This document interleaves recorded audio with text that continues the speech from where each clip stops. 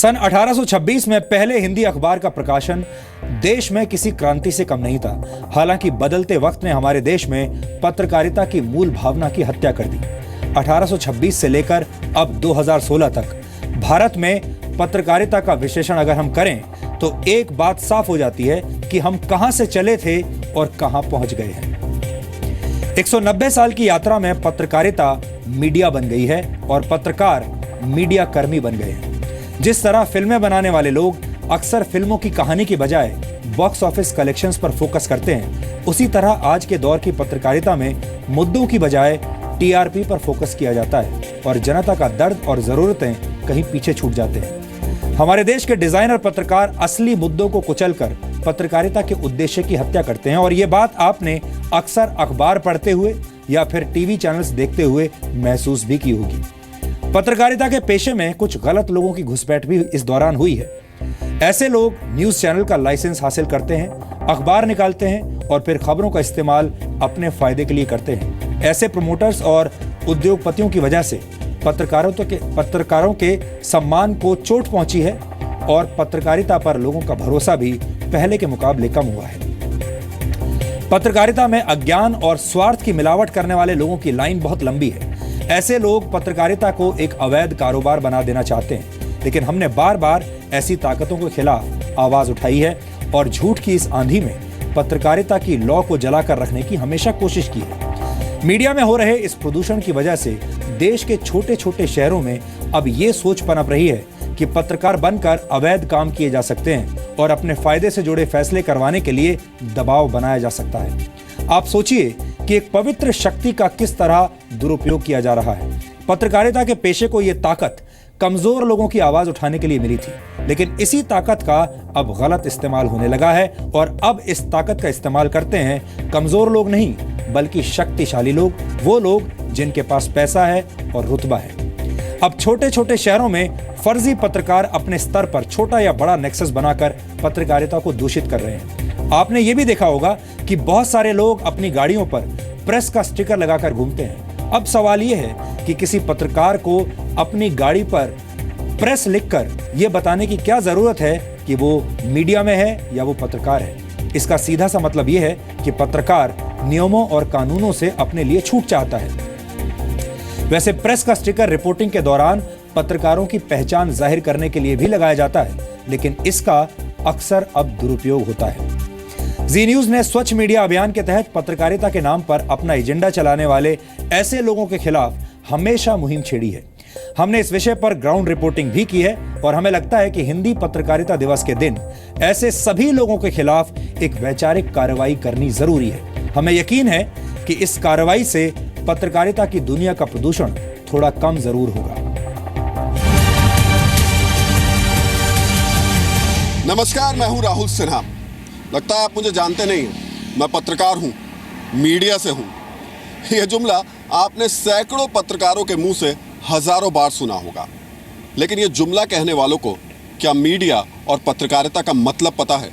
आपने ऐसी कई खबरें देखी और सुनी होंगी जिस पर सवाल करने पर नेता राष्ट्रगान और राष्ट्रगीत में फर्क नहीं बता पाते, टीचर बच्चों को उल्टी सीधी अंग्रेजी पढ़ाते नजर आते हैं। लेकिन दुनिया से सवाल और हर किसी के टेस्ट को अपना जन्म सिद्ध अधिकार मानने वाले कुछ पत्रकारों का खुद का ज्ञान कितना है, आज हम आपको ये दिखाएंगे। हमें पता चला कि दिल्ली से सटे बुलंदशहर में कारतूस अखबार के संपादक अशोक शर्मा अपनी कलम की कारतूस से कई लोगों को घायल कर चुके हैं।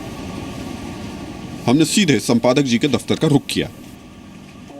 ये शर्मा जी का हेड ऑफिस है। शर्मा जी, सबसे पहले तो आपने इसका नाम कारतूस क्यों रखा? मैं कुछ नया चाहता था। अब देश के पत्रकारों के लिए आप कुछ कहना चाहते हैं?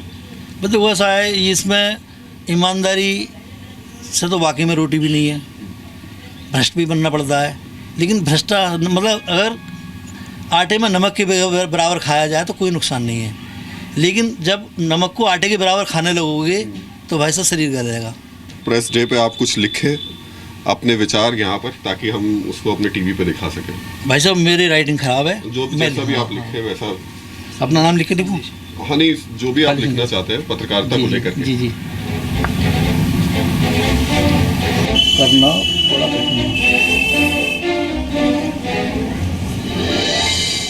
कुछ इंग्लिश में भी लिख दीजिए, ना मैं कुछ जर्नलिज्म पे और लिख दीजिए इंग्लिश में।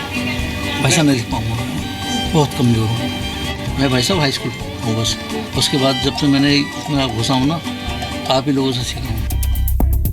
थोड़ा ही आगे 35 साल से दुनिया हिला देने का दावा करने वाले सक्सेना जी मिल गए।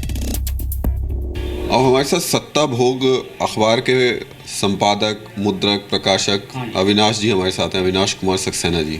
इस सत्ता भोग आपका नाम बड़ा अजीब सा है। आप खुद ही कह रहे हैं अजीब सा, मैंने तो कहा भी नहीं। अजीब। बेसिकली आप पॉलिटिकल खबरें लिखते हैं ज़्यादातर। हाँ जी। जैसे मीडिया जो शब्द है, उस शब्द का कोई मतलब होता है? मीडिया का पता नहीं क्या मुझे। नहीं, आपने लिखा ना सोनिया राहुल के निशाने पे मोदी, तो क्यों लिखा आपने? कैसे लगा आपको कि निशाने पे है मोदी? ये बात तो पूरी राजनीति में चल रही है जी। पूरी राजनीति के अंदर ये बातें चल रही है। न्यूज नेट से भी लेते हैं जी, और न्यूज अपनी बनाते हैं, ये नेट से ली हुई न्यूज है। अच्छा, आपकी ओरिजिनल नहीं है, ये नेट से उठाई हुई है। प्रेस डे आ रहा है, आपने कभी इसके बारे में सुना है? सुना है, पर मैंने कभी लिखा नहीं। हम हर वो पत्रकार जिससे इंटरव्यू ले रहे हैं उससे एक बार ये ज़रूर कह रहे हैं कि जो भी प्रेस डे पे वो लिखना चाहते हैं अपनी तरफ से, वो आप लिख दीजिए। जो भी आप भारतीय पत्रकारों को संदेश देना चाहते हैं अपनी तरफ से। क्या मुझे लिखना नहीं आता। यहीं से हमें पता चला कि गुप्त रोगों का इलाज करने वाले हाजी जी पिछले कई साल से अपने अखबार के जरिए खबरों का भी इलाज कर रहे हैं। हाजी जी, हम थोड़ा दिलचस्प सा हमको लगा कि यहाँ जो दवाइयाँ आप बेच रहे हैं गुप्त रोगों की, और देसी दवाइयाँ हैं, देसी दवाइयाँ हैं गुप्त रोगों की, और देसी दवाइयाँ, और इस सब के बीच में आपकी पत्रकारिता भी चल रही है। बस पेट के लिए तो जरूरी चाहिए। हाजी साहब से इंटरव्यू खत्म करते ही वो पत्रकार से फिर हकीम बन गए और दो पुड़िया पूरी टीम के हाथ में थमा दी। यहीं से हमें पता चला कि हकीम जी की तरह ही एक वैद्य जी भी हैं जिनकी कलम तलवार की तरह चलती है। तो अब हम एक बड़े सांध्य दैनिक समाचार पत्र मानवता की रक्षा, एक बड़ा डेली शाम को निकलने वाला न्यूज़पेपर है, उसके प्रधान कार्यालय में है और उसके प्रधान संपादक हमारे साथ मौजूद हैं, वैद्य चंद्रदत्त शर्मा जी। अभी किसानों का एक वो आ रहा है लैंड एक्विजिशन बिल, उसके बारे में पढ़ा कुछ आपने? उसके बारे में मैंने पढ़ा तो नहीं है, पर ये जरूर सुन रहा हूँ, जो बिल आ रहे हैं वहाँ से, जो पैसा दे रहा है उसको बिल उसको चेक मिल रहा है, जो पैसा नहीं दे रहा उसको चेक नहीं मिल रहा। आप इस चीज़ को उठा रहे हैं, आप इस मामले को? इस मुद्दा को उठाऊंगा, कहूँगा किसान के हित में लड़ूंगा। मैं भी किसान हूँ, मैं भी किसान का बेटा हूँ, मेरे पास में ज़मीन है 150 बीघा ज़मीन है मेरे पास में। हम 4 भाई हैं, 20-25 बीघे मेरे नाम पर ज़मीन भी आ रही है। इस मुद्दा को उठाऊंगा, कड़का उठाऊंगा, और भूख हड़ताल पर हर तरह से बैठूंगा मैं। अच्छा, आपने इसकी जर्नलिज्म की कुछ पढ़ाई की, कुछ कोर्स किया है आपने? मैंने भैया इसका कोर्स वोर्स तो कुछ नहीं करा। मेरे खानदानी अखबार हैं, 3 अखबार हैं मेरे, मानवता की विजय, भक्त हनुमान और मानवता की रक्षा। खानदानी पत्रकार है? खानदानी पत्रकार है। तो हम क्या कर रहे हैं संजय जी कि हम जहाँ जहाँ जा रहे हैं वहाँ जो है, हम जो भी संपादक हैं या जो रिपोर्टर्स हैं उनसे, पत्रकारिता दिवस आपको पता है, हम हर किसी से वहाँ पे उनके लिए संदेश लिखवा रहे हैं। देश के जितने पत्रकार हैं उनके लिए संदेश लिखवा रहे हैं, पत्रकारिता के लिए लिखवा रहे हैं। तो एक आपकी तरफ से भी एक संदेश हम चाहेंगे कि आप हमारी इस डायरी में लिखें जो भी आप पत्रकारों के लिए, पत्रकारिता के लिए लिखना चाहते हैं।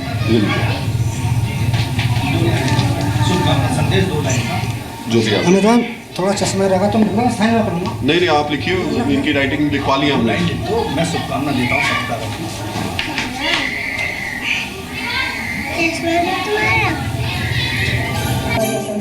संपादक जी से हमने लैंड एक्विजिशन बिल के बारे में पूछा था।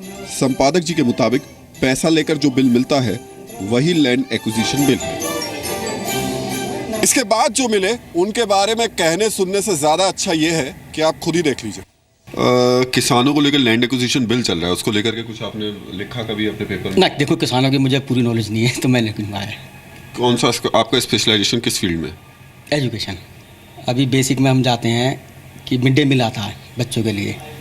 अब वो मिड डे मील बच्चों तक पहुंचने के लिए कैसे कैसे वितरण होता है, ये कहने की बात नहीं है। आरटीई की क्या स्थिति है राइट टू एजुकेशन की? राइट टू एजुकेशन में थोड़ा समझ नहीं पा रहा। राइट टू एजुकेशन लागू हुआ उसका तो कुछ पता होगा ना? इसकी जानकारी नहीं पता ना। नहीं, लेकिन वो तो मिड डे मील से जुड़ा हुआ ही मामला है। नहीं, मैं तो एक छोटी सी बात बता रहा हूँ। चलिए, तो ऐसे अखबारों की श्रृंखला में अब एक तेज अखबार भी हमारे साथ में है। सबसे पहले तो इस अखबार के बारे में ज़रा हमें बता दीजिए, इसका नाम क्या है, क्योंकि हम नाम भी सुनना चाह रहे हैं आपके मुंह से और इसका मतलब भी समझना चाह रहे हैं, क्या मतलब है? ये किल्टेज के नाम से है। मेरा पहले अखबार था किल्ट्स के नाम से चलता था। किल्टेज है या क्लिटेज है? ये किल्टेज के नाम से, पहले किल्ट्स के नाम से मेरा अखबार निकलता था। वो मेरे चला कोई 22-23 साल तक चलाया मैंने। उसके बाद मैंने अपना अखबार बंद कर दिया था, किसी कारण की वजह से, बीमारी की वजह से मैंने अपना अखबार बंद कर दिया था। फिर मैंने पुणे दोबारा अप्लाई करा तो उसमें मुझे ये किल्टेज उन्होंने दे दिया। तो ये किल्टेज है या क्लिटेज है? किल्टेज। किल में तो पूरा का लिखना चाहिए नहीं, किल्टेज के नाम से आता है ना सर, किल्टेज के नाम से, किल्टेज के नाम से। फिर मैं वो पूछ रहा हूँ आपसे, नाम इसका किल्टेज है या क्लिटेज है? किल्टेज के, आधा क्या ही आता है सर। हाँ, तो फिर आधा क्या मतलब क्लिटेज? हाँ, किल्टेज के नाम से है। जितने भी लोगों से हमने लिखवाया उनमें से आधे से ज्यादा लोगों ने लिखने के नाम पर हाथ जोड़ लिए या फिर ढंग से हिंदी की 2 लाइन भी नहीं लिख पाए। मेरठ में हमें एक ऐसी जगह के बारे में पता चला जहां 1 घंटे में 10 से 15 डेली इवनिंग पेपर तैयार किए जाते हैं।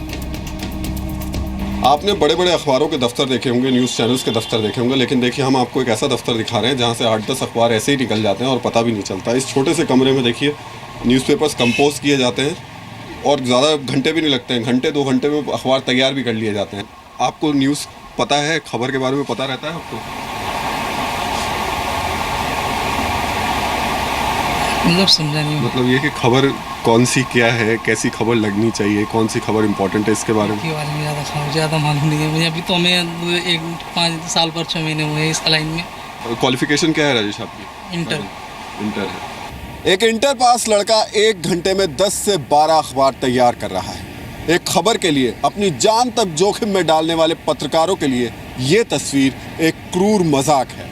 बहरहाल इन अखबार के दफ्तरों से बाहर निकलकर हमने सोचा कि गाड़ियों पर प्रेस लिखकर सड़कों पर पुलिस और आम लोगों के बीच रौब गांठने वालों पर भी जरा एक नज़र डाल ली जाए।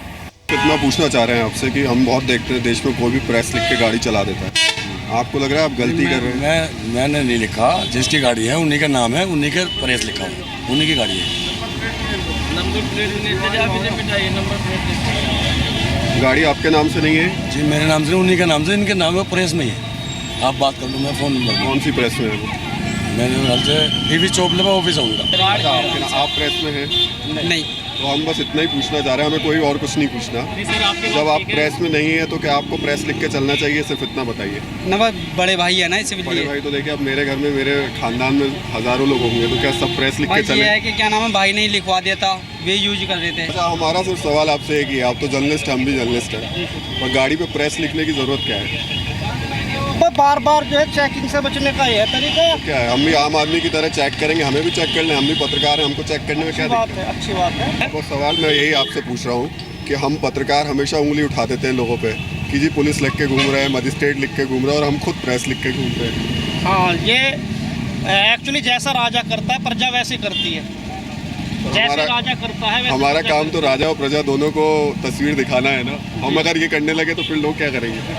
बात सही है आपकी, मैं आपकी बात से पूर्णतः सहमत हूं। आप इसे मजाक की तरह मत देखिए, हमारी कोशिश आज खुद को आईना दिखाने की है। हर किसी से सवाल पूछने को अपना हक समझने वालों के लिए ये हालात आज सबसे बड़ा सवाल है। सवाल ये कि क्या ये तस्वीर समाज के लिए, सच्चाई के लिए, देश के लिए कुछ कर गुजरने की हसरत रखने वाले देश के हजारों पत्रकारों के लिए एक बड़ी चुनौती नहीं है, उनके लिए परेशानी का बड़ा सबब नहीं है।